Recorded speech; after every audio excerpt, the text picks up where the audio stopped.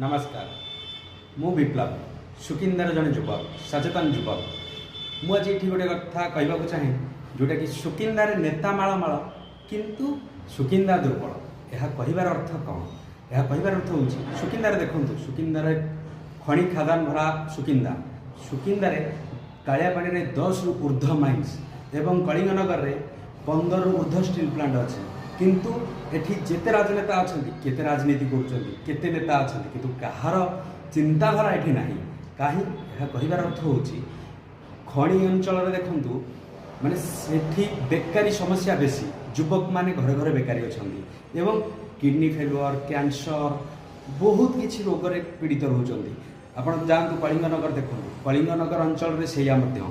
घर घर का प्रति घरे 2 जन रु 3 जन किडनी फेलुअर थे कैंसर रोगी थे किंतु नेता मानकर ता प्रति ध्यान नहीं। स्वास्थ्य सेवा पूरा बिगड़ी जाइए सुकिंदा अंचल रे किंतु एठी केही नुहे कहार। मुझे कहवाक चाहे मंत्री एबेकार जे मंत्री अच्छा से पूर्व डिंडिम पिटुले जे आमे बेकारी समस्या हटेबा घरे घरे निजुक्ति देवा किंतु एबे काई घरे घरे निजुक्ति नहीं घरे घरे से निजुक्ति नहीं घरे घरे रोग चली किंतु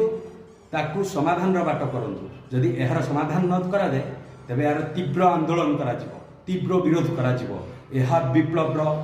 निश्चित रूपे आंदोलन स्वर उत्तोलन हो आज आरंभ है यार युद्ध।